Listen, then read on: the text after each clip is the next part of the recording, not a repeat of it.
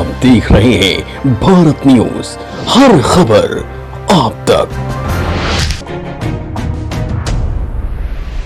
धर्मनगरी चित्रकूट को जिले का दर्जा मिलने के 23 वर्षों बाद अब जिले को बस स्टैंड की भी सौगात मिल गई है, जहां से बसों का संचालन शुरू कर दिया गया है। आज उत्तर प्रदेश सरकार के पीडब्ल्यूडी राज्य मंत्री चंद्रिका प्रसाद उपाध्याय और बांदा चित्रकूट सांसद आर.के. सिंह पटेल ने ग्रामीण क्षेत्रों के लिए 2 बसों को हरी झंडी दिखाकर रवाना किया। गांव-गांव पहुंचने के लिए डग्गा मार साधनों पर सवारियां नहीं करनी पड़ेंगी, यात्रा नहीं करनी पड़ेगी। होता था कि चित्रकूट जनपद के दूरस्थ जो ग्रामीण इलाके हैं वहां पर डग्गा मार साधनों में जान जोखिम में डालकर लोगों को यात्रा भी करनी पड़ती थी। लेकिन अब चित्रकूट बस स्टेशन के शुभारंभ के बाद आज यहां ग्रामीण इलाकों के लिए उत्तर प्रदेश राज्य परिवहन की तरफ से ये दूर दूर गांव होकर के जो यात्रा लोग कर सकेंगे, आज बसों का संचालन किया जा रहा है। आपको बता दें कि यहाँ पर राज्य मंत्री लोक निर्माण चंद्रिका उपाध्याय जी, बांदा चित्रकूट सांसद आर.के. सिंह पटेल आज इन ग्रामीण क्षेत्रों से होकर के जाने वाली बसों का आज इसका शुभारंभ कर रहे हैं चित्रकूट बस स्टेशन से। तो कुल मिलाकर के माना जाए कि जल्द ही ये चित्रकूट जो अभी बस स्टेशन है इसको चित्रकूट डिपो का भी दर्जा मिलने वाला है, प्रस्ताव गया है। और इस चित्रकूट डिपो के खुलने से ये धार्मिक स्थल है चित्रकूट, यहाँ से आने वाले दिनों में अयोध्या, फैजाबाद और मथुरा, चित्रकूट इन सभी रूटों को एसी बसों से जोड़ा जाएगा, जिससे लोगों ये दोनों बसें ग्रामीण क्षेत्रों में चलाई जा रही हैं, जिसमें एक चित्रकूट से कालिंजर तक और दूसरी करवी से प्रयागराज के लिए चलाई गई है, जो ग्रामीण क्षेत्रों से होते हुए चलेंगी। धर्मनगरी चित्रकूट को बीते वर्ष 1997 में तत्कालीन बीएसपी सरकार में जिले का दर्जा दिया गया था, लेकिन बस स्टैंड न होने से जिले की यातायात कनेक्टिविटी अच्छी नहीं हो सकी थी। जबकि धर्मनगरी चित्रकूट में प्रत्येक माह अमावस्या में लाखों की संख्या में श्रद्धालुओं का मेला लगता है।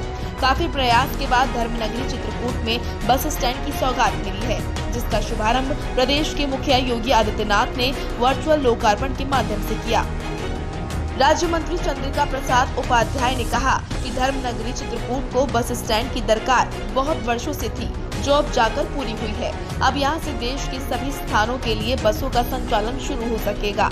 चित्रकूट तीर्थ क्षेत्र होने की वजह से यहाँ लोगों का आना जाना बना रहता है, लेकिन परिवहन की अच्छी सुविधा न होने के कारण से लोगों को काफी कठिनाइयों का सामना करना पड़ता था। वहीं बांदा सांसद आर.के. सिंह पटेल ने कहा कि बड़ी प्रतीक्षा के बाद जिले को बस स्टैंड की सौगात मिली है और जल्द ही यहाँ डिपो की भी स्थापना की जाएगी। उन्होंने मुख्यमंत्री और प्रधानमंत्री और अपनी सरकार की टीम को बधाई दी।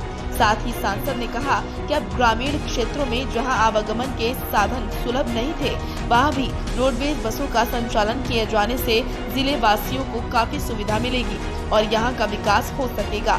लोग चित्रकूट को विश्व के मानचित्र पर देख सकेंगे।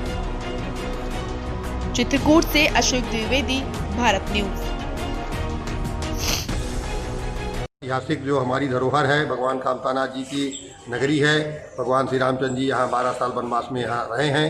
वैसे महत्वपूर्ण स्थल को हमारी सरकार, माननीय मुख्यमंत्री जी उसको विकसित करने के लिए बहुत सारी योजनाएं यहाँ पर आगे लॉन्च करने जा रहे हैं। यहाँ पर डिफेंस का कॉरिडोर, यहाँ पर आपका एक्सप्रेसवे, बुंदेलखंड एक्सप्रेसवे, इसी कड़ी का एक महत्वपूर्ण एक उदाहरण है आपके सामने। चित्रकूट परिक्षेत्र हमारा पूरे दुनिया में, पूरे देश में जुड़ेगा और यहाँ पर हवाई अड्डा जो बन करके तैयार होने जा रहा है। इन सारी सौगातों को जिला बनने के बाद से जो प्रतीक्षित था ये मामला चित्रकूट ज़िले में, तो निश्चित तौर पर उसकी जो इंतज़ार की घड़ी थी वो पूरी होने जा रही है। उस दिन भी कुछ बसें हमारी अयोध्या, मथुरा और दिल्ली के लिए यहाँ से रवाना की गई थी। आज ये जो 2 बसें रवाना की गई हैं, दोनों जो हमारे ज़िले का इंटीरियर क्षेत्र है, एक तो गनीमा रूट, ये बस प्रयागराज तक जाएगी यहाँ से करवी से प्रारंभ होकर के, और जो गांव पड़ते हैं रगौली से लेकर के बूढ़ा, समरवार, सपहा है, लौड़िया है, बालापुर, सारे गांव जो इंटीरियर मैंने वहाँ कोई साधन नहीं था, उन सबको सुविधा होगी। मैंने प्रयागराज जाने की भी, राजापुर जाने की भी, और अगर करवी आना है तो करवी आने की भी ये सुविधा बहुत बड़ी लोगों को मिलेगी। इधर ये कालिंजर टू चित्रकूट जो बस चलेगी, ये रसिन, बघेलाबाड़ी, कल्याणपुर, भियामुह होकर के सड़ा होकर के निकलेगी, वहाँ तक जाएगी, कालिंजर तक जाएगी। कालिंजर धार्मिक स्थान भी है, शंकर जी का मंदिर है और ऐतिहासिक स्थान भी है। तो ये जो बीच का एरिया है जहाँ कोई बस नहीं चलती थी, कोई सुविधा नहीं थी, तो यहाँ लोगों को बड़ी भारी सुविधा मिलेगी।